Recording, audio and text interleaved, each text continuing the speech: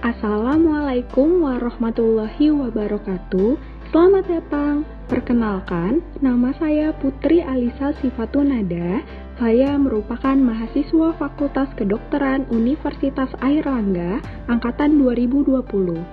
Pada video kali ini, saya akan membicarakan tentang perspektif aksiologi mengapa vaksinasi COVID-19 dilakukan. Baiklah, poin-poin yang akan saya bicarakan diantaranya penjelasan singkat mengenai COVID-19, perspektif aksiologi dan penerapannya dalam pengelolaan vaksin COVID-19, penjelasan mengenai vaksin COVID-19, dan juga hoaks vaksin COVID-19. Yang pertama adalah COVID-19.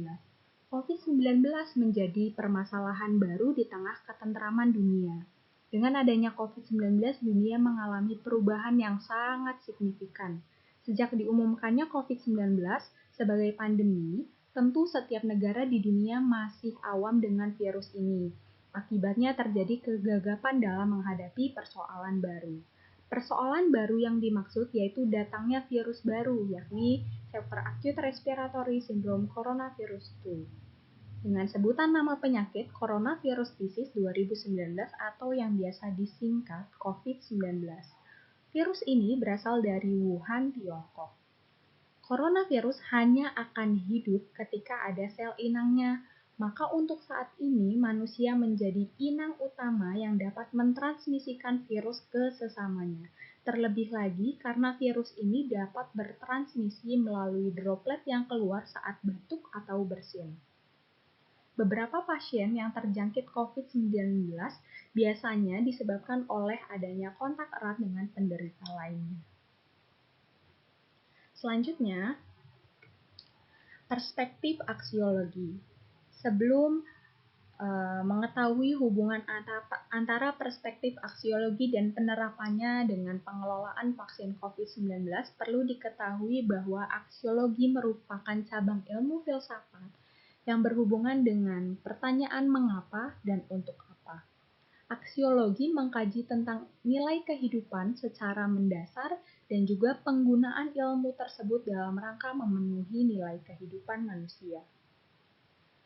Pada masa pandemi COVID-19, tentunya segala macam permasalahan dari setiap aspek dapat timbul. Maka aksiologi hadir untuk membantu menyelesaikan permasalahan tersebut. Karena contohnya, pada bidang medis, sosial, bahkan etis memerlukan landasan yang sudah dikaji secara aksiologi untuk pengambilan keputusan terbaik pada masa pandemi seperti ini.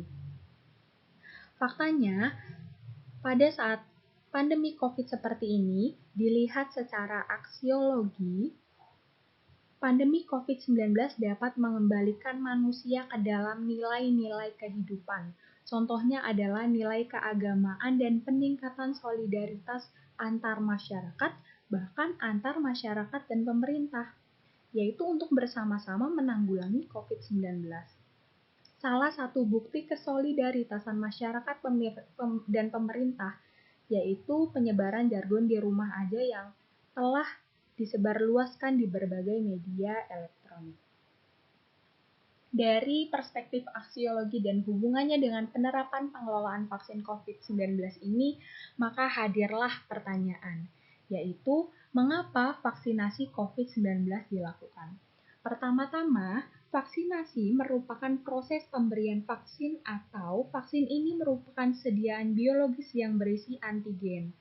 Antigen ini diantaranya bisa virus yang telah diinaktifkan. Antigen yang telah diberikan di dalam tubuh maka akan memicu pembentukan atau juga peningkatan imunitas tubuh.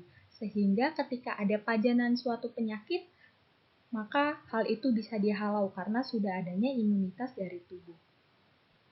Lalu mengapa vaksinasi COVID-19 dilakukan? Yang pertama adalah vaksinasi COVID-19 merupakan upaya pemerintah dalam menangani pandemi COVID-19 secara menyeluruh. Selain itu, vaksinasi COVID-19 memiliki tujuan untuk memutus rantai penyebaran COVID-19 dengan menciptakan kekebalan tubuh pada setiap orang, sehingga terbentuk kekebalan kelompok atau herd immunity. Namun, ada beberapa permasalahan, yaitu dilihat dari survei yang dilakukan oleh Kemenkes, ITAGI, WHO, dan juga UNICEF mengenai persepsi masyarakat tentang vaksinasi COVID-19, memang sebagian besar menerima mengenai kebijakan vaksinasi COVID-19 ini. Namun, 7,6% menolak semua vaksin tersebut. Beberapa di antara yang tidak menerima ini memiliki pertimbangan tentang kehalalan, efektivitas, dan juga ketakutan dari efek samping vaksin COVID tersebut. Perlu diketahui bahwa vaksinasi biasanya dapat menimbulkan efek samping. Di antaranya ada 2 jenis, yaitu lokal, contohnya seperti bengkak dan juga nyeri yang terjadi pada lokasi penyuntikan, dan juga efek samping sistemik yang jarang terjadi, contohnya seperti demam, nyeri otot, dan juga nyeri kepala. Namun, selain itu, ketakutan masyarakat juga bisa disebabkan dikarenakan masyarakat belum menerima informasi yang jelas dan benar mengenai vaksin COVID-19, sehingga masyarakat belum punya alasan untuk melakukan vaksinasi COVID-19 tersebut. Dan juga hal lainnya yang menyebabkan masyarakat tidak menolak adanya vaksinasi COVID-19 ini karena ketidakmerataan informasi, sehingga menimbulkan ketakutan pada masyarakat untuk melakukan vaksinasi. Hal yang paling krusial yang menyebabkan masyarakat tidak ingin melakukan vaksinasi COVID adalah hoaks atau berita bohong. Pada masa pandemi COVID-19, tentunya menimbulkan berbagai berita yang beredar di masyarakat. Namun, dari sekian banyak berita tersebut, bisa ditemukan banyak sekali berita bohong atau hoaks. Contohnya adalah berita bohong mengenai vaksin COVID yang pertama, yaitu seorang guru meninggal usai menerima vaksinasi COVID-19. Ada juga yang menyebutkan bahwa di dalam vaksin COVID-19 ini memiliki chip. Dan juga ada yang menyebutkan bahwa setelah divaksin, guru TK ini lumpuh. Jadi, berdasarkan pengertiannya, yaitu hoax merupakan informasi berbahaya yang dapat menyesatkan pikiran manusia, bahkan dapat menciptakan opini publik. Dari pengertian ini, maka hoax ini sangat bertentangan dengan nilai aksiologis karena memiliki nilai yang sangat jauh dari nilai kehidupan manusia. Peningkatan berita hoax ini dapat menimbulkan ketakutan masyarakat dan juga kecemasan masyarakat untuk melakukan vaksinasi COVID.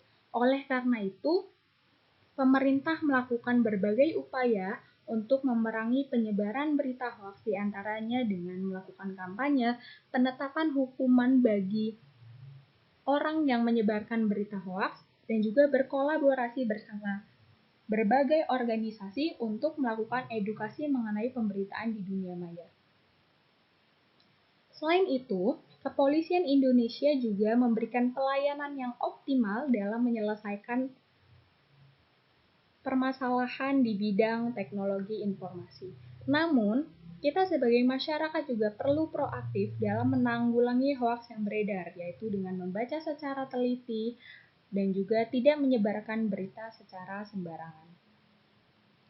Lalu, kita kembali lagi ke perspektif aksiologi, yaitu dari pertanyaan mengapa vaksinasi COVID-19 dilakukan, maka aksiologi memberikan jawabannya. Aksiologi membantu menyelesaikan permasalahan mengenai vaksinasi COVID-19 sekaligus menjawab pertanyaan mengapa vaksinasi COVID-19 dilakukan.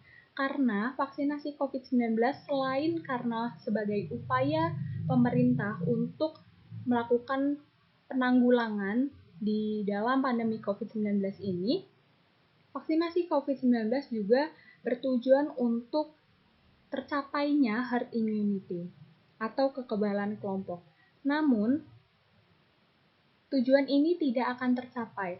Kekebalan kelompok ini tidak akan tercapai bila pemerintah bekerja sendirian. Oleh karena itu, pengelolaan vaksin COVID-19 harus dikelola dengan baik. Pengelolaan yang baik tercermin dari adanya kerjasama yang baik antara pemerintah dan juga masyarakat. Informasi terakhir yang akan saya berikan yaitu setelah melakukan vaksinasi COVID, seseorang yang telah melakukan vaksinasi COVID harus tetap melakukan protokol kesehatan, diantaranya 3M, yaitu memakai masker, mencuci tangan, dan juga menjaga jarak. Dan mari kita sebarkan lagi jargon di rumah aja jika tidak memiliki urusan terdesak untuk pergi keluar rumah. Baiklah, demikian pemikiran dan informasi yang dapat saya sampaikan. Kurang lebihnya mohon maaf. Semoga bermanfaat. Wassalamualaikum warahmatullahi wabarakatuh. Sampai jumpa kembali.